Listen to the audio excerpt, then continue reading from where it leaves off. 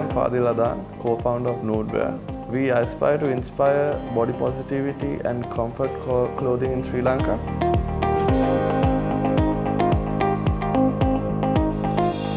So at the moment we are at Cinnamon Lakeside, and we are expecting to go down south as well. So please do visit us. My name is Sajeev De Silva. I'm a director at Tea Avenue. Tea Avenue has been around in Sri Lanka for the last 8 years, and we are aspiring to serve the best teas and coffees in Colombo.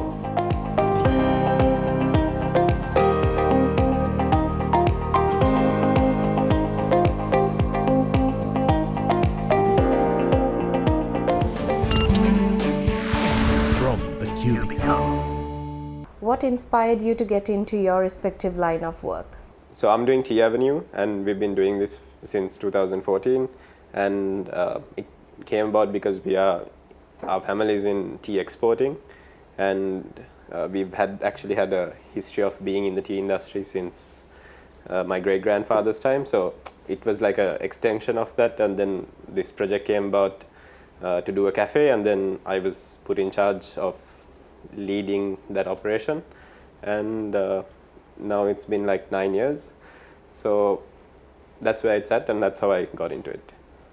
So we started Hustle House in the first wave of the pandemic, which we saw marketing where people actually can't work out at home without equipment, right? And people can't go to gym. So that's where we started Hustle House. And there onwards, we have distributed all around Sri Lanka. Now also we have started joint venture with Nudewear, right? Since the fashion industry and the clothing, actually the clothing industry, it has picked up, and there's a trend in that. So we are going ahead with that. So What's the vision you have for your brand? So for us, the written vision is to be the purveyor of the finest gourmet tea to the world. So our strategy has sort of like revolved around that, and we're just trying to get the finest teas and put together the best teas which are available and offer it to the customers and take that brand. So in terms of vision, I mean, apart from that, it's to sort of get it to a global scale as a tea cafe brand, which is not really prominent. There's so many coffee places, but not so much for tea. So our plan for Nude is, so basically it's body positivity, right? As I think as a nation, we are a bit backward from the Western world. So we are trying to break that barrier and also promote, body positivity and comfort, where, be who you are. What numbers do you look at to measure success? So definitely should be making money. It didn't happen as we started, and now it's a process of sort of like paying back the loans and settling debts.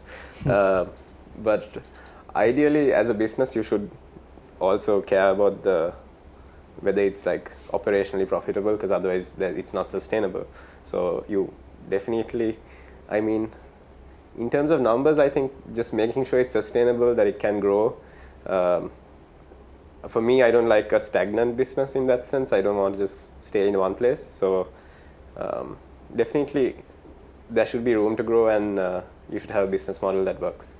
As a brand, I think we are aiming towards the culture, and but definitely the numbers should be up there, right? But as for now, we are just involved in improving our brand. What is the biggest challenge you have faced as a young entrepreneur? I mean, as a young entrepreneur, I'm probably getting old right now though. I mean, initially, obviously I didn't, for example, have the experience when I started in the industry. So we hired people and bridged that gap and had consultants from time to time to help in understanding how to look at it. but those are the challenges. Like when you're going abroad and trying to pitch the brand, sometimes they might not take you as seriously as a compared to an older person. But other than for that, it's not really like affecting in terms of age in any way. But I think initially when you're trying to take it abroad, and if that other person who's trying to invest is a bit on the older side, they will be a bit more skeptical. As a young entrepreneur, I would say in Sri Lanka, it's a lack of resources, and it's basically your network is your net worth. So building that is a bit difficult unless for a certain period of time. So I think you must be patient and also follow through with your work. Tell me about a time you said, I'm done with this, and wanted to walk away. I don't think I've ever thought of it in that context, but definitely during COVID times, you're like questioning because there were so many uncertainties, and as a restaurant, we couldn't really operate. I mean, we did delivery, but that does not cover any cost. So, I mean, I never thought like, oh, it's going to end, because we had this vision of taking it outside of Sri Lanka. So it was never about just running it here, and it's still not, and we are working towards the plan. So that was probably the times you'll question. Like I think that's also a reason why a lot of businesses are still like these days closing down, because unless you have a bigger vision, a picture, it doesn't make sense to keep operating. So definitely the market pushes you to think that way sometimes. I mean, there have been plenty of times where I've thought that, but definitely why I would when that thought hits, I would just think why I started this, the beginning, and why my mission and my goal in life, basically. So one of my biggest fears is in my deathbed to have regrets. So never want to have that feeling. I know I never will, and so I will keep working for that.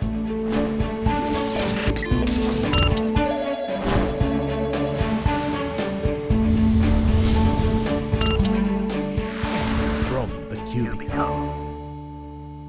How do you deal with self-doubt and doubt from others?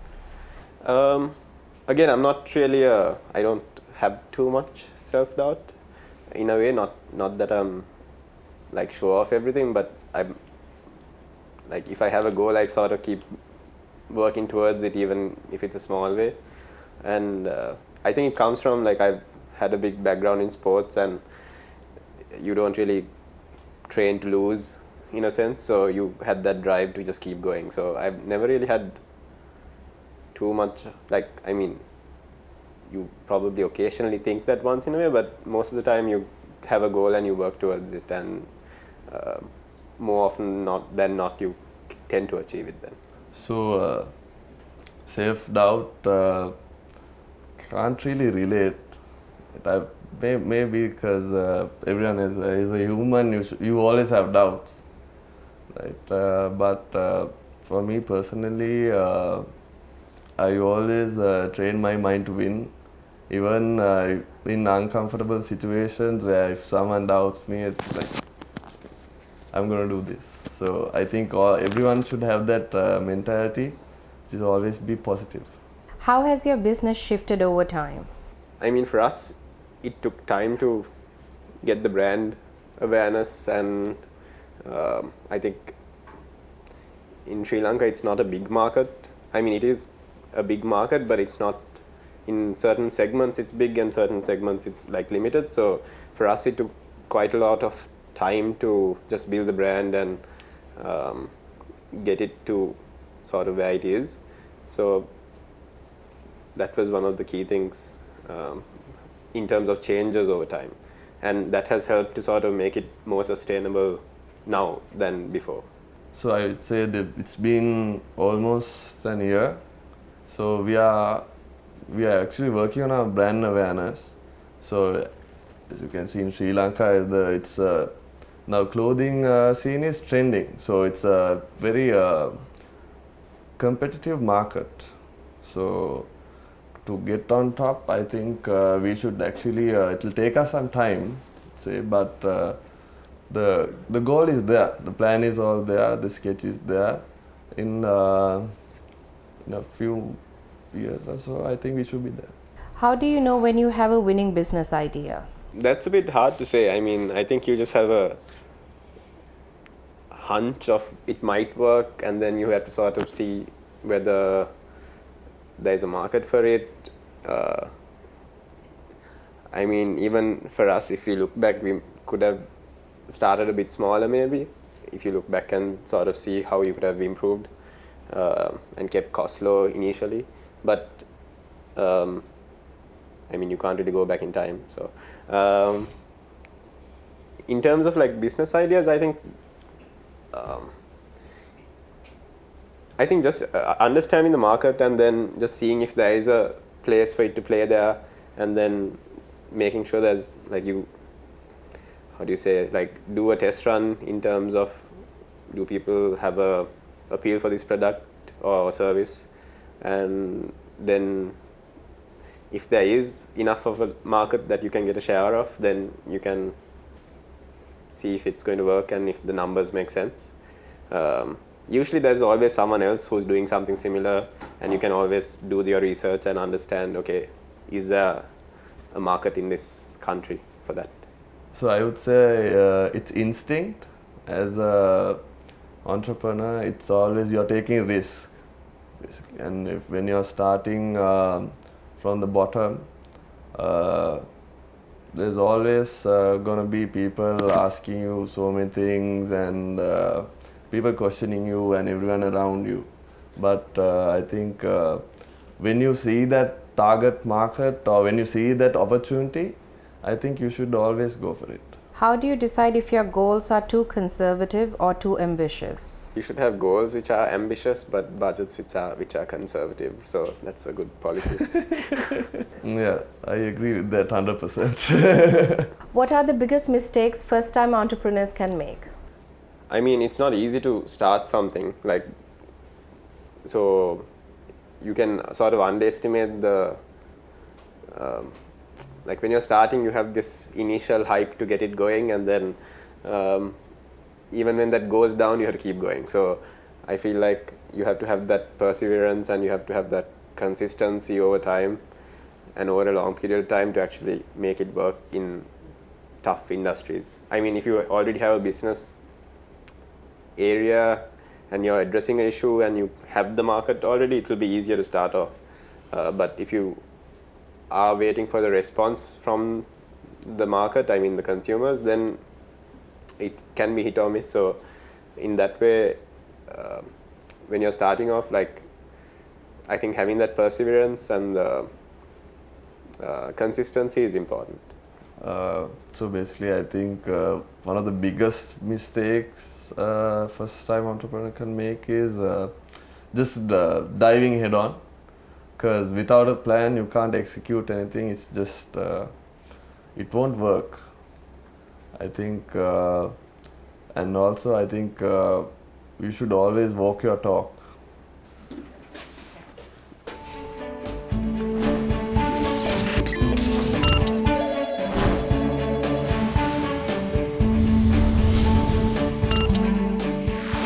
From the Cubicle.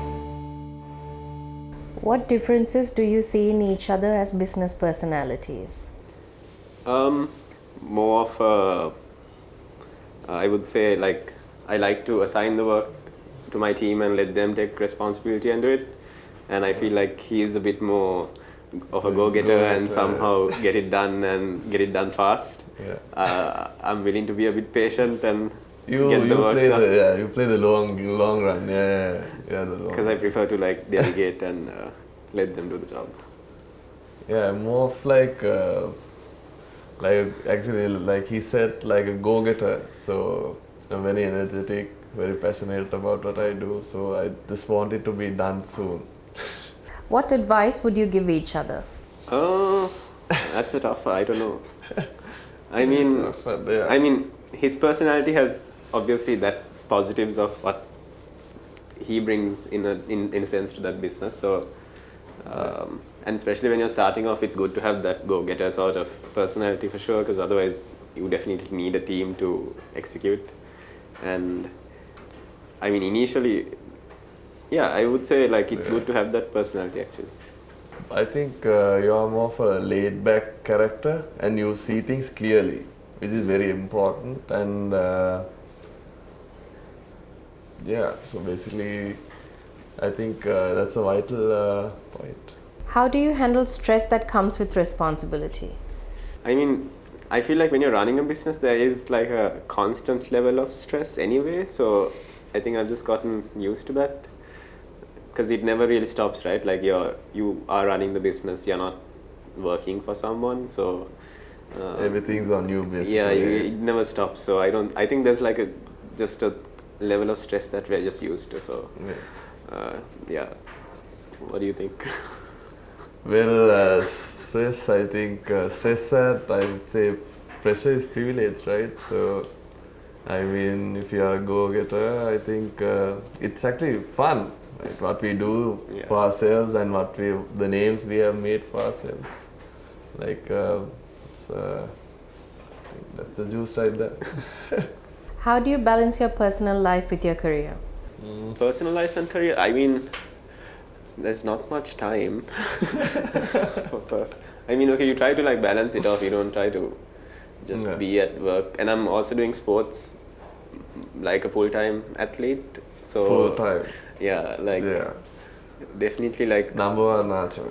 more than like when I'm training properly, it's more than 40 hours a week of training, and then on top of that, it's work. So yeah, so you have to try to balance it regardless. So you just try to make time for what's important, and then I mean, you have your goals, and that's sort of what keeps you going. So definitely.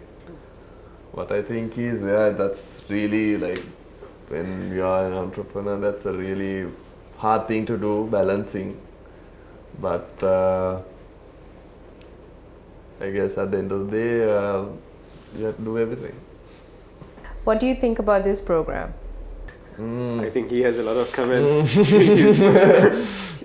It really pushes him to the edge of his seat. Yeah.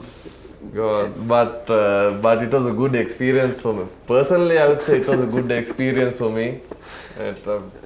But it's also nice to have a stage where different people can tell their stories, and good that you all are having multiple, I think more than this show, there's so many shows going on, so I think the content will grow over time, the audience is going to also grow over time, so it's good to have a show like this.